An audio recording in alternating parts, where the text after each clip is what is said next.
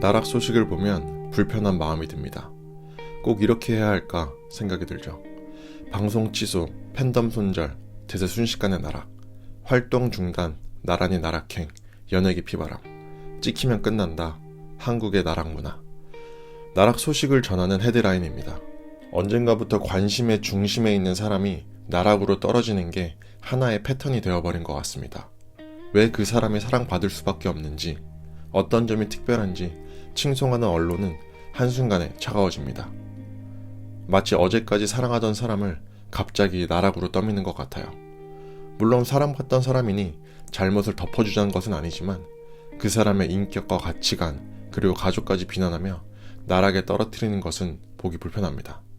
이런 모습을 볼 때 마치 교실에서 괴롭힘을 당하는 친구를 관조하는 듯한 죄책감도 듭니다. 동시에 나 역시 그런 타겟이 되지 않을까 두렵기도 합니다. 엄격해지기만 하는 세상을 보며 궁금했습니다. 왜 우리 사회는 이렇게 나락이 많아졌을까? 이 물음에 시원한 답을 주는 영상이 있습니다. 장악하고 있죠. 인터넷 보면 진짜 정치, 종교 가지고 끝도 없이 싸우죠. 계속 남의 걸 까내리고 평가하고 들고 있죠. 그런 문화를 보니까 다수가 그러고 있으니까 그 인터넷에 있는 소수 종자들만 얘기하는 거 아니에요. 전반적인 문화예요. 맞죠? 무슨 얘기만 나오면, 연예인이 한마디 하면, 무슨 사건 사고가 터지면 다들 무슨 선비처럼 평가하고 앉아있죠. 그때 명확한 범법이라든가 아니면 아까 말한 저 겉에 대해서는 평가할 수 있어요. 그런데 함부로 평가하면 안 되는 그 사람의 인생과 사고관, 취향까지도 막 평가하고 앉아있죠. 이게 다수다 보니까. 일반적으로 다수면 이게 옳은가 보다 하잖아요. 제가 그냥 인생의 진리 중에 하나 얘기해 줄게요. 다수가 언제나 옳은 건 아니에요. 심지어 이 말도 있어요. 대중은 우매하다. 다수가 무지할 수도 있어요. 다수가 그런 문화라고 해서 거기 휘말려 들지 마세요. 왜 저렇게 됐을까요? 이 개념을 못 배워서도 있지만 실제로 이제 그들을 비난해 볼까요? 제가 오늘 의식화해 드린 거예요. 우열쟁이, 평가쟁이 어떻게 만들어졌는지 아세요? 그들은 가치관이 없었어요. 취향이 없었어요. 그런데 어떤 가치관을 가진 사람을 보고 동경하게 됐죠. 왜냐면 저건 무의식적으로 느끼는 인간의 가장 중요한 본질이거든요. 그죠? 그래서 그 가치관을 진짜 내 가치관, 내 취향, 내 호불호가 아닌데 그냥 따라한 거야. 그러다 보니까 뭔지 아세요? 진짜로 이 가슴과 피부터 내가 좋아하잖아. 그러면 그냥 그거로 됐어. 난 파란색이 너무 좋잖아. 그럼 이 파란색이 왜 좋은지를 증명할 필요가 없어. 그런데 뭔지 아세요? 어설프게 따라한 거야. 난 파란색을 좋아해야지 왠지 멋있을 것 같아. 이게 나한테 확 꽂히지 않으니까 끊임없이 뭔지 아세요? 이게 정말로 내 취향인 거를 증명해야 돼. 그러기 위해서 뭔지 아세요? 남을 깎아내리는 거야. 다시 뭐라고요?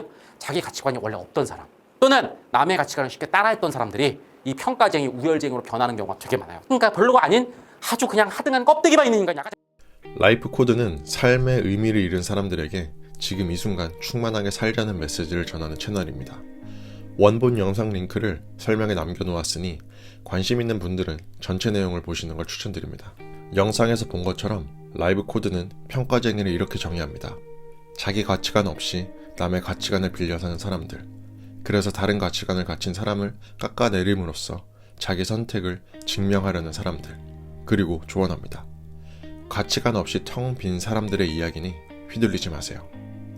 영상을 보고 사이다 같은 시원함을 느끼면서도 마음 한켠이 불편했어요. 평가장애에 대한 동질감과 안타까움을 느낀 것 같아요. 저 역시 무엇을 좋아하는지 잘 모르고 무슨 일이 나와 맞는지 여전히 혼란스럽습니다. 내가 잘 모른다는 걸 인정하기도 힘들고 나와 다른 사람들을 질투하지 않고 인정하는 건 역시 잘 안 됩니다. 나는 평가쟁이를 비난할 수 있나? 나는 나락을 보내는 흐름에 동조하진 않았나? 나는 평가쟁이가 아닌가? 하는 질문에 자신있게 아니라고 답할 수 없었습니다. 왜 우리는 우리가 좋아하고 어떤 가치관을 가질지 스스로 선택하지 못할까요? 제 생각엔 우리가 자라온 환경이 저희에게 스스로 판단하고 책임지기 어렵게 만든 듯 합니다. 우리는 어릴 때부터 가치관을 강요받았습니다. 성실해야 잘 산다. 사람들에게 친절해야 주변에 사람이 있다. 경쟁에서 이겨야 원하는 걸 얻는다. 이게 맞는지 틀린지 생각할 겨를이 없었습니다. 학교에서 늘 순위가 매겨지고 비교당하며 살았습니다. 어떤 삶이 성공이고 실패인지 정해져 있었습니다. 우리는 무언가가 나와 맞는지 판단하기보다 우선 내 앞에 있는 경쟁에서 이겨야 했습니다. 우리는 거기서 살아남기 위해 노력했습니다. 그렇게 성인이 되니 이제 사회는 말합니다. 이제 성인이니까 스스로 선택하고 살아가세요. 어른들이 말하던 어른이 돼서 하면 되지에 있었던 천국은 어디에도 없었습니다. 아주 막막했습니다. 내가 뭘 좋아하는지 어떻게 살고 싶은지 모릅니다. 게다가 이제는 실패하면 안 될 것 같습니다. 어른이니까요. 그래서 안전한 길을 찾습니다. 외부의 기준을 빌려옵니다. 성공한 사람들은 이렇게 산다더라. 사회가 이게 좋다고 하니까. 파란색이든 빨간색이든 내가 좋아서가 아니라 남들이 좋다고 해서 선택합니다. 그런데 문제가 있습니다. 내 기준이 아니니까 불안합니다.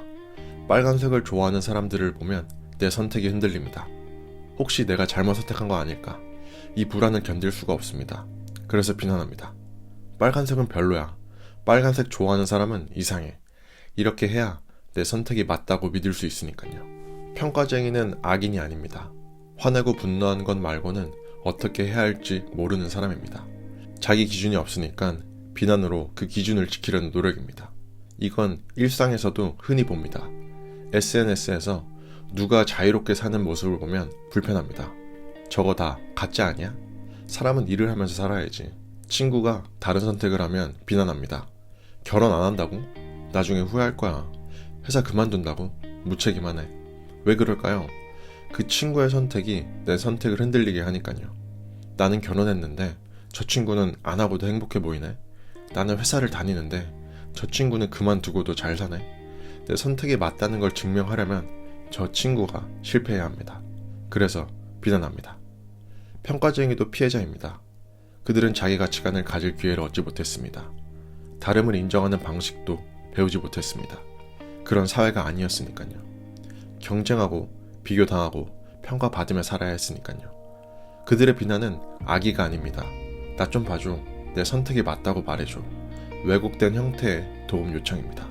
화내고 분노하는 것 말고는 어떻게 해야 할지 모르는 사람들입니다. 저는 주변을 의식하고 제 선택에 불안할 때가 많습니다. 그리고 비난하기도 했죠.